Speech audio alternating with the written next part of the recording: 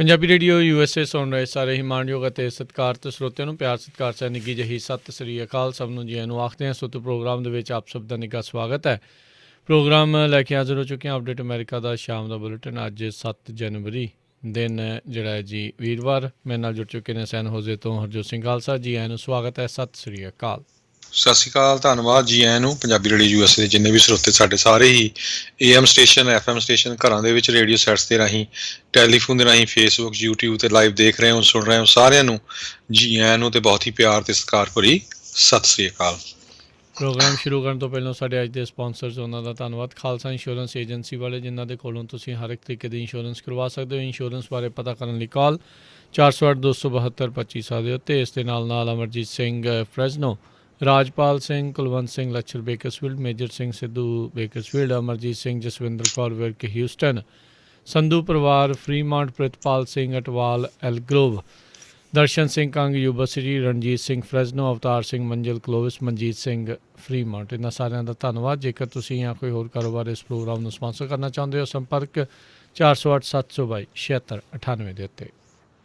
ਜੀ ਅੱਜ ਦੀਆਂ ਖਬਰਾਂ ਵੱਲ ਆਈਏ। ਕੱਲ੍ਹ ਦੇ ਕਾਫੀ ਜਿਹੜਾ ਵਾਈਟ ਹਾਊਸ ਦੇ ਵਿੱਚ ਜੋ ਕੁਝ ਵਾਪਰਿਆ ਉਸ ਤੋਂ ਬਾਅਦ ਅੱਜ ਜਿਹੜੇ ਆ ਡੈਮੋਕ੍ਰੇਟਸ ਅਤੇ ਕੁਛ ਰਿਪਬਲਿਕਨ ਵੀ ਉਹ ਕਹਿ ਰਹੇ ਆ ਵੀ ਜਿਹੜੇ ਪ੍ਰੈਜ਼ੀਡੈਂਟ ਡੋਨਲਡ ਟਰੰਪ ਆ ਇਹਨਾਂ ਨੂੰ ਇੰਪੀਚ ਕਰਨਾ ਚਾਹੀਦਾ ਹੈਗਾ ਆ। ਅਤੇ ਉਸ ਤੋਂ ਬਾਅਦ ਉਹਨਾਂ ਦੇ ਅੱਜ ਇੱਕ ਜਿਹੜੇ ਐਜੂਕੇਸ਼ਨ ਸੈਕਰਟਰੀ ਹੈਗੇ ਆ ਬੈਟਸੀ ਡੀਵੋਸ, ਉਹਨਾਂ ਨੇ ਵੀ ਜਿਹੜਾ ਆਪਣਾ ਅਸਤੀਫਾ ਦੇ ਦਿੱਤਾ ਆ।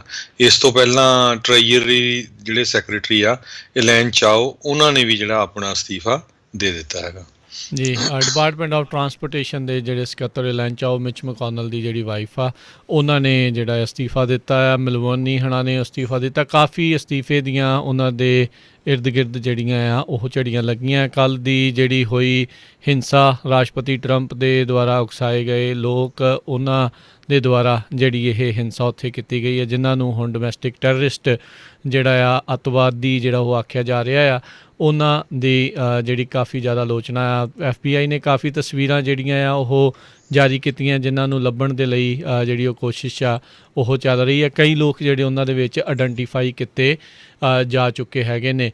ਅੱਜ ਚੱਕ ਸ਼ੂਮਰ, ਨੈਂਸੀ ਪਲੋਸੀ ਅਤੇ ਹੋਰ ਕਈ ਜਿਹੜੇ ਲੀਡਰਸ ਨੇ, ਲਾਅ ਮੇਕਰਸ ਆ, ਉਹਨਾਂ ਨੇ ਰਾਸ਼ਟਰਪਤੀ ਨੂੰ ਜਿਹੜਾ 25ਵੇਂ ਸੰਵਿਧਾਨ ਦੀ 25ਵੀਂ ਮਾਦਾ ਉਸ ਦੀ ਵਰਤੋਂ ਕਰਦੇ ਹੋਏ ਅਹੁਦੇ ਤੋਂ ਲਾਹੁਣ ਦੇ ਲਈ ਆਖਿਆ। ਉਪ ਰਾਸ਼ਟਰਪਤੀ ਮਾਈਕ ਪੈਂਸ ਹੁਣਾਂ ਨੂੰ। ਸੋ ਕਾਫੀ ਜ਼ਿਆਦਾ ਪ੍ਰੈਸ਼ਰ ਜਿਹੜਾ ਇਸ ਟਾਈਮ ਹੈਗਾ ਆ। ਸੋ ਇੱਦਾਂ ਲੱਗ ਰਿਹਾ ਜੇ 25th ਅਮੈਂਡਮੈਂਟ ਨੂੰ ਨਾ ਵਰਤਿਆ ਤਾਂ ਜਿਹੜੇ ਹਾਊਸ ਦੇ ਜਿਹੜੇ ਖਾਸ ਕਰਕੇ ਡੈਮੋਕ੍ਰੇਟ ਪਾਰਟੀ ਵਾਲੇ ਆ, ਉਹ ਇਹਨਾਂ ਦੀ ਇਸ ਜਿਹੜੀ ਇਹ ਕਾਰਜਕਾਰੀ ਤੋਂ ਬਾਅਦ 'ਚ ਕਿਤੇ ਨਾ ਕਿਤੇ ਇੰਪੀਚਮੈਂਟ ਵੱਲ ਜਿਹੜੇ ਉਹ ਵਧਣਗੇ। ਨੈਂਸੀ ਪਲੋਸੀ ਨੇ ਇਹ ਅੱਜ ਜਿਹੜਾ ਉਹ ਆਖ ਦਿੱਤਾ ਸੀ ਵੀ ਜੇ 25th ਅਮੈਂਡਮੈਂਟ ਨੂੰ ਨਹੀਂ ਵਰਤਿਆ ਗਿਆ ਵਾਈਸ ਪ੍ਰੈਜ਼ੀਡੈਂਟ ਦੇ ਦੁਆਰਾ ਤਾਂ ਅਸੀਂ ਜਿਹੜਾ ਇੰਪੀਚਮੈਂਟ ਵੱਲ ਵਧਾਂਗੇ। ਉੱਦਾਂ ਦਿਨ ਭਾਵੇਂ 13 ਰਹਿ ਗਏ ਆ, ਪਰ ਇਸ ਵਾਰ ਜਿਹੜਾ ਆ ਵਕਾਰ ਜ਼ਿਆਦਾ ਦਾਤੇ ਆ।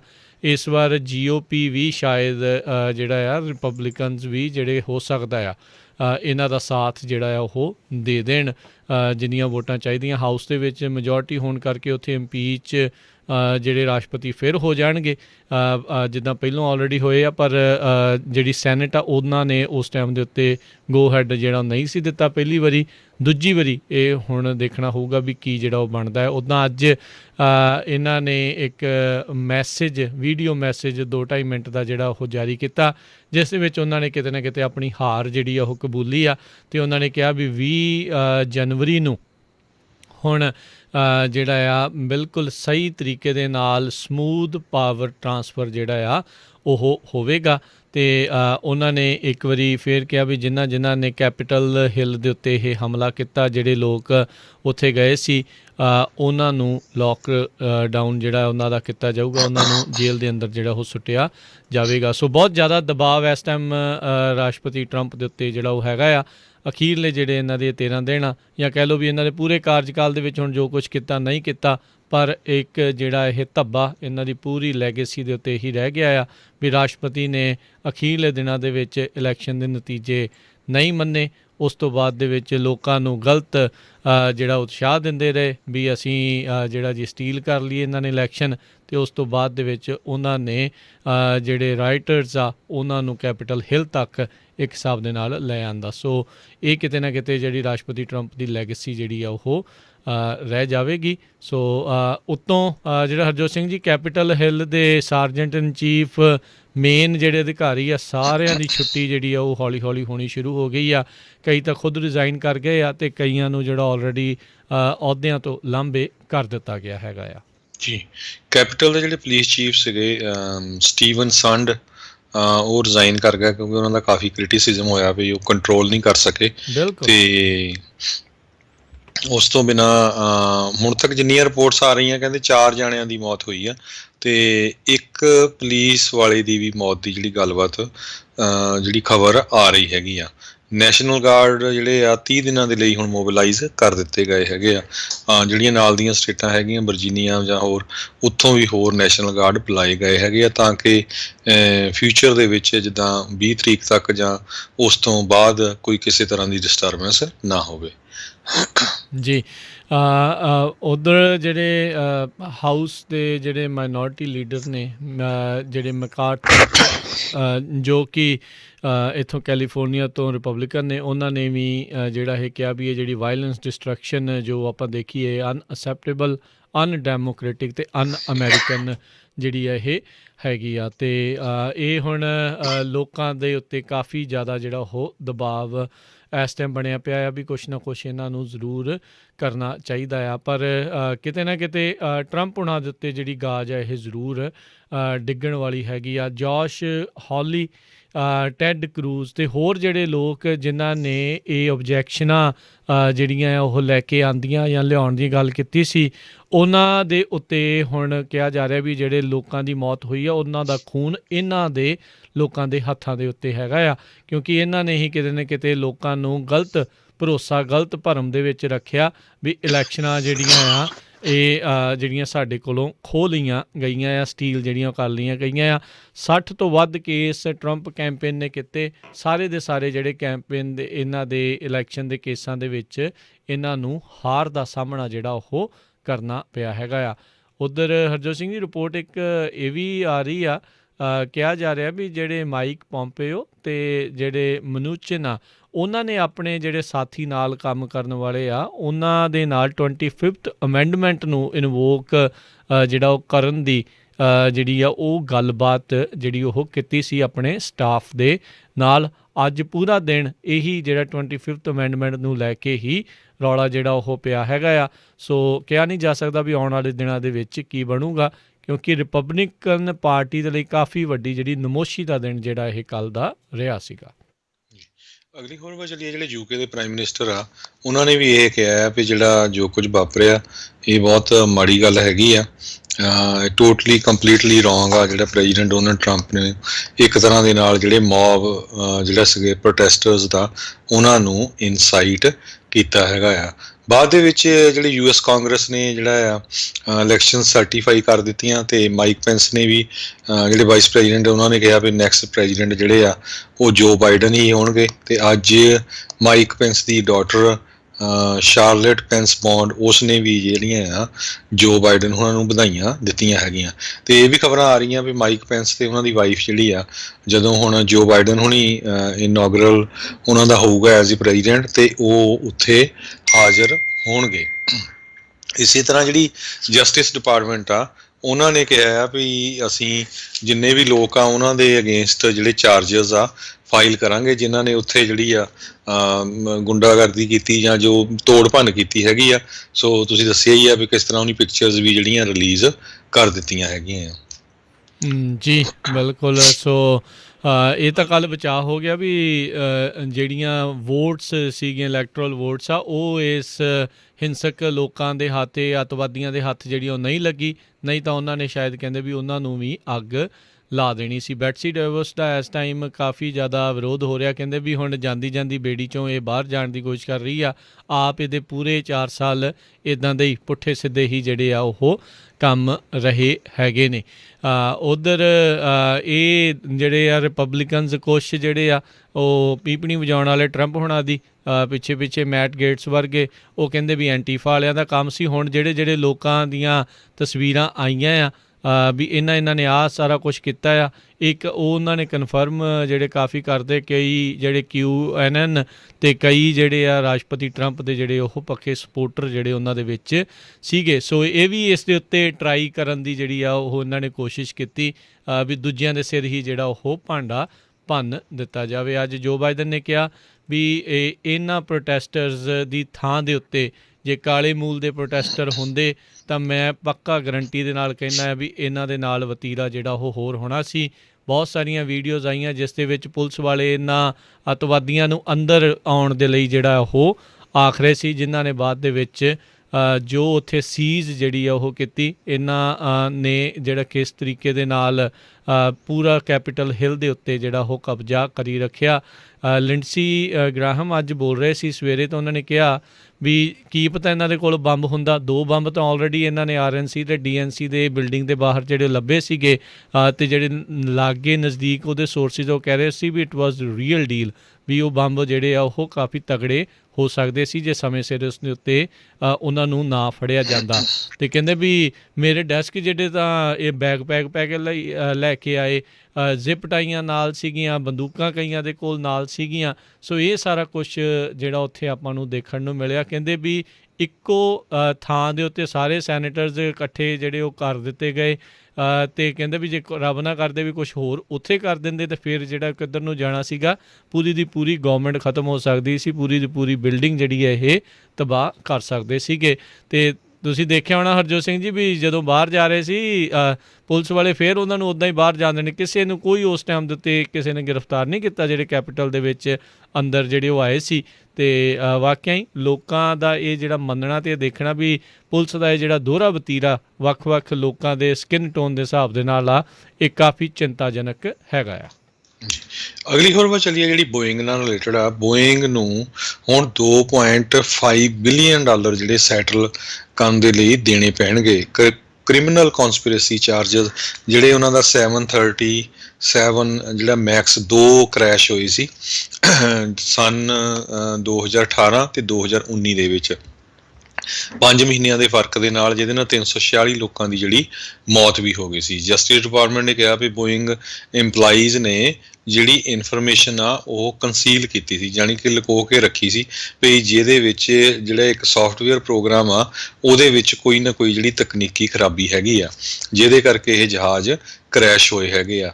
2.51 ਬਿਲੀਅਨ ਫਾਈਨ ਦੇ ਵਿੱਚ 243.6 ਮਿਲੀਅਨ ਕ੍ਰਿਮੀਨਲ ਪੈਨਲਟੀ ਲਈ ਅਤੇ 500 ਮਿਲੀਅਨ ਫੰਡ ਜਿਹੜਾ ਹੈਗਾ ਉਹ ਕਰੈਸ਼ ਵਿਕਟਮ ਫੈਮਿਲੀ ਮੈਂਬਰਸ ਲਈ ਅਤੇ 1.77 ਬਿਲੀਅਨ ਫਾਰ ਏਅਰਲਾਈਨ ਕਸਟਮਰਸ ਦੇ ਲਈ ਇਹ ਜਿਹੜੇ ਆ ਉਹਨਾਂ ਨੂੰ ਜਿਹੜਾ ਫਾਈਨ ਹੋਇਆ ਹੈਗਾ। ਜੀ ਜੀ ਬਿਲਕੁਲ। ਅਗਲੀ ਜਿਹੜੀ ਗੱਲ ਕਰਦੇ ਜਾਈਏ, ਚੈਟਾਨੂਗਾ ਦੇ ਇੱਕ ਅਸਿਸਟੈਂਟ ਫੁੱਟਬਾਲ ਕੋਚ ਆ, ਉਸ ਨੂੰ ਜਿਹੜਾ ਆ ਉਹ ਹੁਣ ਉਸ ਦੇ ਜਿਹੜੇ ਪਦ ਤੋਂ ਜਿਹੜਾ ਉਹ ਲਾਹ ਦਿੱਤਾ ਗਿਆ ਆ। ਕਾਰਨ ਕੀ ਆ ਵੀ ਉਸਨੇ ਜਾਰਜੀਆ ਦੀ ਜਿਹੜੀ ਸਟੇਸੀ ਐਬਰਾਹਮਸ ਆ ਉਸ ਦੇ ਖਿਲਾਫ ਕਾਫੀ ਮੰਦੀ ਜਿਹੜੀ ਆ ਭੱਦੀ ਸ਼ਬਦਾਵਲੀ ਦੇ ਵਿੱਚ ਟਵੀਟ ਕੀਤਾ ਸੀਗਾ।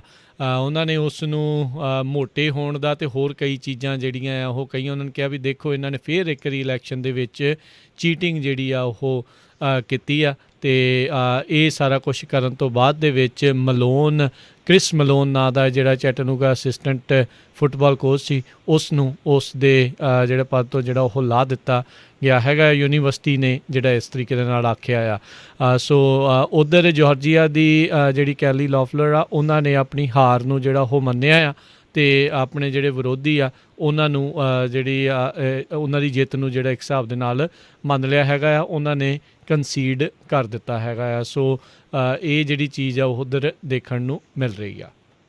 ਜੀ ਅਗਲੀ ਖਬਰ ਜਿਹੜੀ ਆ ਕਰੋਨਾ ਵਾਇਰਸ ਦੇ ਨਾਲ ਸੰਬੰਧਿਤ ਹੀ ਆ।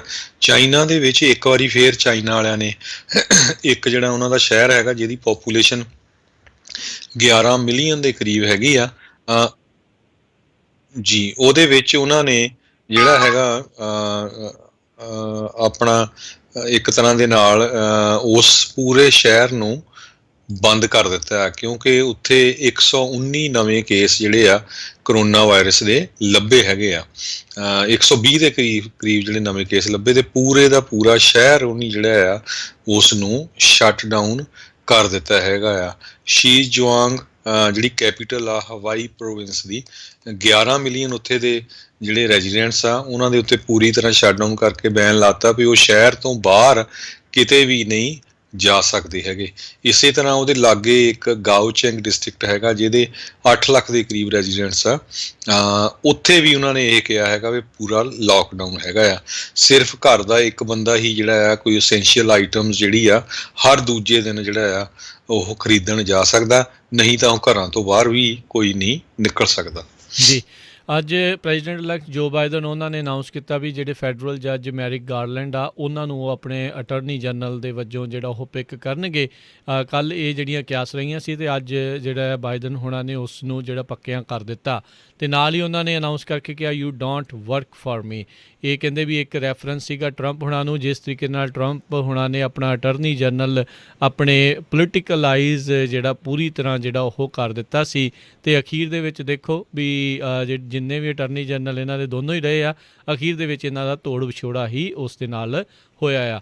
ਉੱਧਰ ਜਿਹੜਾ ਹਰਜੋਤ ਸਿੰਘ ਜੀ ਇੱਕ ਖਬਰ ਜਿਹੜੀ ਆ ਰਹੀ ਹੈ US ਦੇ ਜਿਹੜੇ ਇਸ ਟਾਈਮ ਐਕਟਿੰਗ ਅਟਰਨੀ ਹੈਗੇ ਨੇ, ਉਹਨਾਂ ਨੇ ਕਿਹਾ ਵੀ ਜਿਹੜੇ ਰਾਸ਼ਟਰਪਤੀ ਟਰੰਪ ਆ ਉਹਨਾਂ ਦੀ ਜਿਹੜੀ ਉਹ ਸਪੀਚ ਜਦੋਂ ਇਹ ਦੰਗਾਈ ਅੰਦਰ ਪਹੁੰਚੇ ਸੀਗੇ ਕੈਪੀਟਲ ਹਿੱਲ ਦੇ ਅੰਦਰ, ਉਸ ਤੋਂ ਪਹਿਲਾਂ ਜਿਹੜੀ ਉਸ ਨੂੰ ਇਨਵੈਸਟੀਗੇਟ ਕੀਤਾ ਜਾ ਸਕਦਾ ਆ। ਸੋ ਇਹ ਜਿਹੜੀ ਚੀਜ਼ ਆ ਦੇਖਣ ਨੂੰ ਮਿਲੀ ਆ। ਉੱਧਰ ਰਾਸ਼ਟਰਪਤੀ ਟਰੰਪ ਦੇ ਵੱਡੇ ਬਿਜ਼ਨਸ ਐਲਾਈਜ਼ ਉਹਨਾਂ ਨੇ ਵੀ ਆਪਣੇ ਆਪ ਨੂੰ ਇਹਨਾਂ ਦੇ ਨਾਲੋਂ ਵੱਖਰਾ ਕਰਨਾ ਜਿਹੜਾ ਉਹ ਸ਼ੁਰੂ ਕਰ ਦਿੱਤਾ ਆ।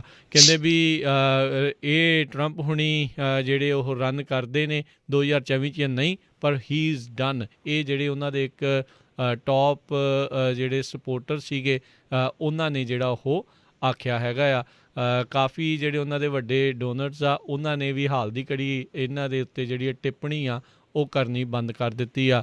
ਇਹ ਵੀ ਰਿਪੋਰਟਸ ਆ ਰਹੀਆਂ GOP ਦੇ ਵਿੱਚ, ਕਹਿੰਦੇ ਅੰਦਰ ਖਾਤੇ ਇਹ ਚਰਚਾ ਚੱਲ ਰਹੀ ਆ ਵੀ ਉਹਨਾਂ ਜਿਹੜੇ ਪੋਲੀਟੀਸ਼ੀਅਨਾਂ ਨੇ ਜਿਨ੍ਹਾਂ ਨੇ ਓਬਜੈਕਸ਼ਨਾਂ ਕੀਤੀਆਂ ਆ ਕਿ ਉਹਨਾਂ ਦੇ ਲਈ ਫੰਡ ਰੇਜ਼ਿੰਗ ਜਾਂ ਉਹਨਾਂ ਨੂੰ ਰਿਪਬਲਿਕਨ ਪਾਰਟੀ ਵੱਲੋਂ ਮਨੀ ਜਿਹੜੀ ਉਹ ਦੇਣੀ ਚਾਹੀਦੀ ਆ ਕਿ ਨਹੀਂ, ਇਸ ਦੇ ਉੱਤੇ ਵੀ ਜਿਹੜਾ ਉਹ ਮੁੜ ਵਿਚਾਰ ਕੀਤਾ ਜਾਊਗਾ। ਟੈਡ ਕਰੂਜ਼, ਜੋਸ਼ ਹੌਲੀ ਅਤੇ ਡੋਨਲਡ ਟਰੰਪ, ਇਹਨਾਂ ਤਿੰਨਾਂ ਦਾ ਨਾਮ ਜਿਹੜਾ ਵੱਧ ਚੜ੍ਹ ਕੇ ਕੱਲ੍ਹ ਜਿਹੜੀ ਹੋਈ ਹਿੰਸਾ ਹੈ ਕੈਪੀਟਲ ਹਿੱਲ ਦੇ ਵਿੱਚ ਉਸ ਦੇ ਵਿੱਚ ਉਹ ਆ ਰਿਹਾ ਹੈਗਾ ਆ।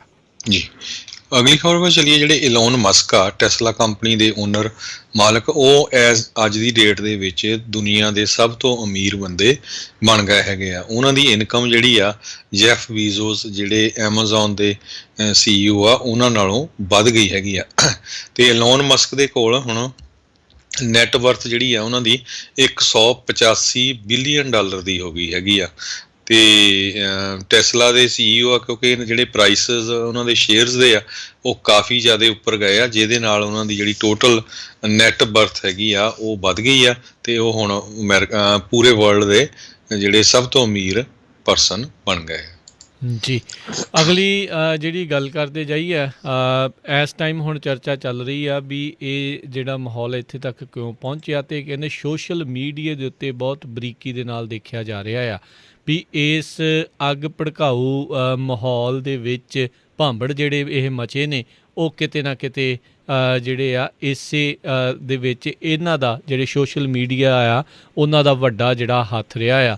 ਚਾਹੇ ਉਹ ਟਵਿੱਟਰ ਆ ਅਤੇ ਚਾਹੇ ਉਹ ਫੇਸਬੁੱਕ ਆ, ਇਸ ਨੂੰ ਜਿਹੜਾ ਹੁਣ ਇਸ ਤਰੀਕੇ ਦੇ ਨਾਲ ਦੇਖਿਆ ਜਾ ਰਿਹਾ। ਬੜੇ ਲੰਮੇ ਅਰਸੇ ਤੋਂ ਲੋਕ ਜਿਹੜੇ ਆ ਇਸ ਨੂੰ ਲੈ ਕੇ ਚਿੰਤਾ ਜਿਹੜੀ ਪ੍ਰਗਟਾ ਰਹੇ ਸੀ ਵੀ ਇਹ ਜਿਹੜਾ ਸੋਸ਼ਲ ਮੀਡੀਆ ਆ ਇਸ ਨੇ ਲੋਕਾਂ ਦੇ ਵਿੱਚ ਪਾੜਾ ਜਿਹੜਾ ਆ ਉਹ ਬਹੁਤ ਜ਼ਿਆਦਾ ਜਿਹੜਾ ਉਹ ਵਧਾ ਦਿੱਤਾ ਆ, ਅਤੇ ਕੱਲ੍ਹ ਦੇ ਵਿੱਚ ਜੋ ਕੁਛ ਵਾਪਰਿਆ ਆ ਉਹ ਕਿਤੇ ਨਾ ਕਿਤੇ ਇਸ ਚੀਜ਼ ਦਾ ਗਵਾਹ ਜਿਹੜਾ ਉਹ ਬਣਦਾ ਆ ਰਿਹਾ ਆ। ਜੀ ਬਿਲਕੁਲ, ਸਾਡਾ ਖਬਰਾਂ ਦਾ ਸਮਾਂ ਵੀ ਸਮਾਪਤੀ ਵੱਲ ਆ। ਜੇ ਸਟਾਕਸ ਦੀ ਥੋੜ੍ਹੀ ਗੱਲ ਕਰਦੇ ਜਾਓ। ਜੀ ਬਿਲਕੁਲ ਹਰਜੋਤ ਸਿੰਘ ਜੀ, ਅੱਜ ਜਿਹੜੇ ਸਟਾਕ ਮਾਰਕੀਟ ਆ ਉਸ ਦੇ ਵਿੱਚ ਫਿਰ ਜਿਹੜਾ ਆ ਉਹ ਛਾਲ ਹੀ ਦੇਖਿਆ ਗਿਆ। 211 ਪੁਆਇੰਟ ਜਿਹੜੀ ਆ ਉਹ ਮਾਰਕੀਟ ਵਧੀ। ਪਹਿਲੀ ਵਾਰ 31000 ਦਾ ਅੰਕੜਾ ਜਿਹੜਾ ਇਹਨਾਂ ਨੇ ਪਾਰ ਕੀਤਾ। 31041 ਦੇ ਉੱਤੇ ਡਾਓ ਜੋਨਸ ਕਲੋਜ਼ ਹੋਇਆ।